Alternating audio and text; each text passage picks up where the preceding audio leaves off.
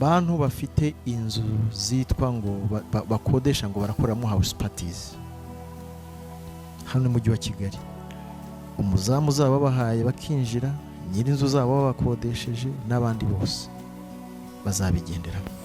Umuvugizi wa polisi y'u Rwanda afatanyije n'umuvugizi wa ibyo y'u Rwanda bamaze gutangaza ibintu bikomeye cyane ndetse byo kwitondera na buri munyarwanda wese cyangwa buri muntu wese wa mu gihugu cy'u Rwanda. Muri ibi bintu bagaragaje ko bakomeje gushaka ko umunyarwanda yatera imbere nta nzitizi cyangwa se ikintu cyatuma ubuzima bwe bujya mu kaga ahuye nacyo. Muri ibi byose hagaragajwe ibintu bikomeye cyane ndetse abantu bamwe na bamwe banze kubyakira neza, nyamaze ibi bintu batangaje bifitiye inyungu umunyarwanda wese ndetse n'umuntu wese uba mu Rwanda mu buryo bwiza. Ushobora kuba gutekereza ati none si ibyo bintu ni ibyi banatwe muri iyi video, dore ko na video ngufi cyane byose ubisobanukirwa. Abavuga ngo mu Rwanda ntiharyoshye bazajyaho bajya kubyina bambaye ubusa babyinireyo, ariko hano ntabwo tuzongera kubyemera.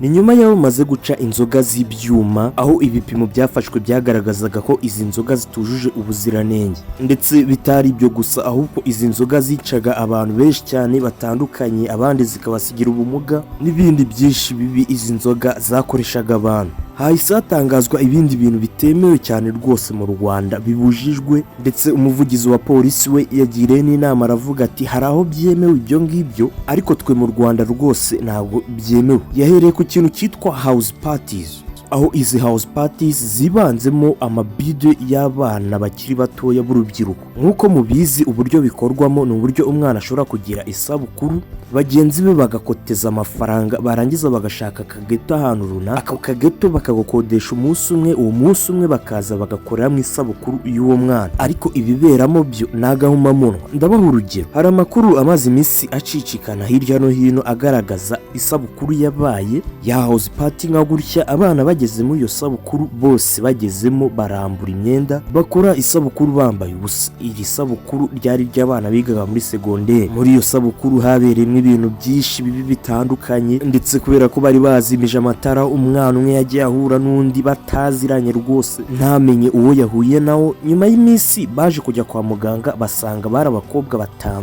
bakiri batoya rwose b'abanyeshuri, basanga banduye sida. Icyabababaje cyane no kwandura sida utazi wayiguteye, ahubwo ari ugukeka uvuga ngo muri iyi bidi hari harimo abasore aba naba batandukanye, ashobora kuba aruye cyangwa se ashobora kuba aruye. Byumvikane birababaje cyane, ndetse nk'uko mubizi hakomeza kuberamo ibindi bintu byinshi bibi kandi bitandukanye. Umuvugizi wa polisi yavuze ati ibi rwose mu Rwanda turabiciye ntibyemewe, aho yavugaga ati nubwo tubiciye mu Rwanda hari aho byemewe ushobora kujyayo. Nibivuze ko aya house parties yose abaga ari uko yabaga amezi, ahubwo nuko nyine araho byagaragaraga ko ari bibi, gusa hari n'uruhande byabaga bikaba ari byiza cyane rwose. Ariko kubera ingaruka zabyo ziri gukomeza ziba nyinshi kandi ari mbi, niyo mpamvu bahisemo kubica mu gihugu. Reka dufate nko muri Amerika aho uko byifashe. Muri Amerika habayo capitalism, mu gihe mu Rwanda haba socialism. Ibi icyo bivuze nuko muri Amerika hibanze ba private sectors benshi cyane, mu gihe mu Rwanda nyine ari government rate. Mubyibuke neza ba private sectors ni aba entrepreneurs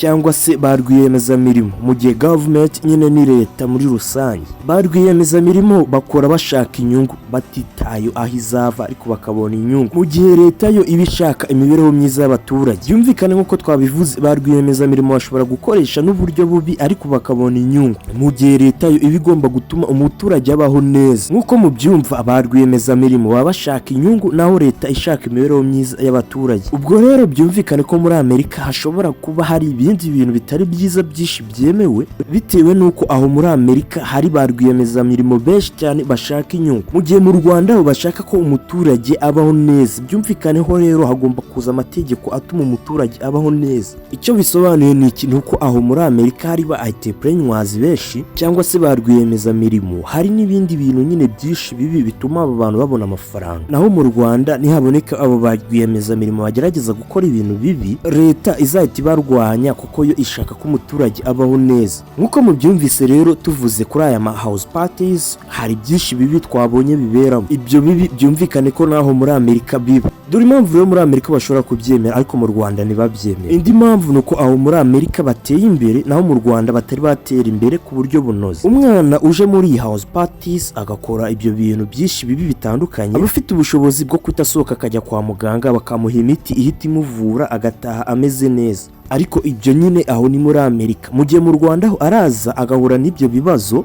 ariko kubera ko afite ubushobozi bukeya nyine akitahira akajya mu rugo bikarangira arwaye ubwo burwayi bwinshi butandukanye kandi bubi. Mwibuke rero u Rwanda rushaka urubyiruko ruzima. Mu magambo makeya, mu Rwanda baciye kujya mu tubari abantu bakabyina bambaye ubusa. Mu Rwanda baciye aya ma house parties ndetse n'umuntu uzagerageza gukodesha akazu kugira ngo urubyiruko ruhuriremo uwo bazamufunga ndetse n'uwitabiriye ibyo birori kuko ntibikemewe. Kanizere ko noneho dusobanukiwe igituma mu Rwanda hatemewe ikibi nko muri Amerika. Ndabashimiye cyane ababanye natwe muri iyi video, njye bagezaga iyi video nitwa Olivier, Imana ibarinde.